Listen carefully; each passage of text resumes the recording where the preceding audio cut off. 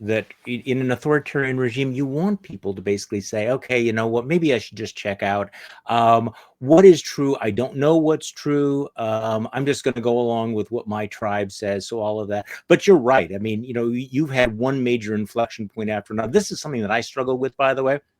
And why I spend a lot of time when I'm not writing, actually reading history. I actually do nerdy things like that, to ask, really, when we look back on this 20, 30 years from now, 50 years from now, what are the decisive moments going to be? What are the real turning points? What is the white noise in the background that we can turn down that is not going to be significant? And what will matter? I mean, I think, in the way that we know that 9/11 matters, I think January 6th matters.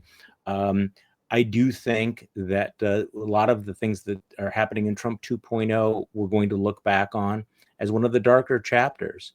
Yeah. I'm actually rereading a book about the Red Scares in 1919, 1920, what we went through back then. It's kind of a forgotten chapter, but things got very, very, very ugly. And it's a reminder how fragile some of these histories are.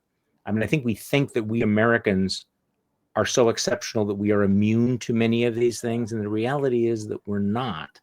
And that a lot of the things that we tell ourselves, well, that couldn't happen here, not only can happen here, but some of them already have.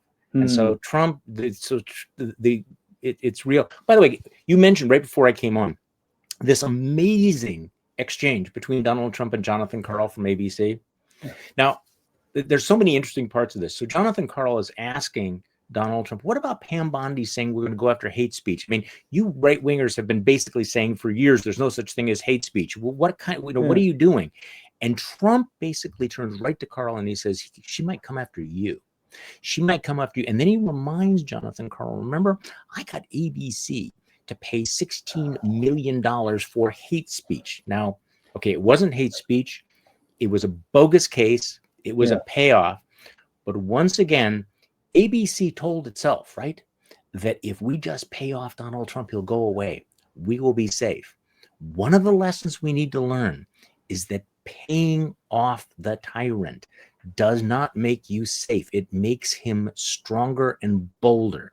And so for Donald Trump to turn that around and to say to Jonathan Karl, yeah, the Attorney General of the United States might criminally come after people like you because of things you say. And this is the same day that he sues the New York Times for $15 billion, another bullshit lawsuit. And there are going to be more of those. There are going to be more of those times. Yeah. It's the constantness of it and the sweep of it. Yeah. And it's so easy, it's easy to forget, right, that a massive change in the United States, of the last 50 or 60 years. So, 25% of our nation's history was taking the Justice Department, maybe 20% of our nation's history, taking the Justice Department back to being a personal tool of the president. Yeah, that's really stunning to me. I remain stunned. It ought to be, and we ought to be stunned by it. You mentioned numbing. This is the thing that we always have to pressure. Keep going back and forth. Don't become numbed by this. Even though you've seen it before, or some of us have predicted it before, we still need to be shocked by what's happening. And look, there are times in history when the president of the United States clearly did manipulate the Department of Justice. We thought that we had gotten past that moment in history, and this is kind of like the reverse bizarro Watergate, where all of those guardrails that had been set up have been absolutely destroyed, but far more than we imagined, because I think we had gotten complacent in believing that we had all of these norms that protected the independence of the Justice Department. And Donald Trump basically rolls in and goes, fuck the norms. If it's not in the law, if it's just an honor system, I don't care about that. I mean, the system was set up as kind of a, under the assumption that you'd have honorable men and women sitting in the Oval Office in the Department of Justice. If you don't, you suddenly find out that all of those checks and balances are kind of suggestions, are kind of, good manners, but can be overturned. And Donald Trump, the thing about Donald Trump and J.D. Vance and Pam Bondi and Stephen Miller is they make no secret of what they are doing and what they intend to do. None. No subtlety. It reminds me of, I think if there's been a hero, I don't mind saying it, a hero in this in terms of the public presence, it's been Spencer Cox, the longtime governor of Utah, who is, in his own right, has no problem calling out the bullshit. I mean, what a great term, outrage entrepreneurs. Well, he's right.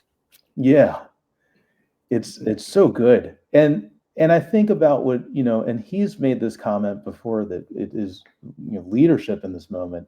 And it reminds me of what Liz Cheney said at the end of the January 6 hearings, to the point of you can have all of the structures in the world. You can have arguably the world's greatest constitution, given, despite all and any imperfections, still the bedrock of democracy around the world.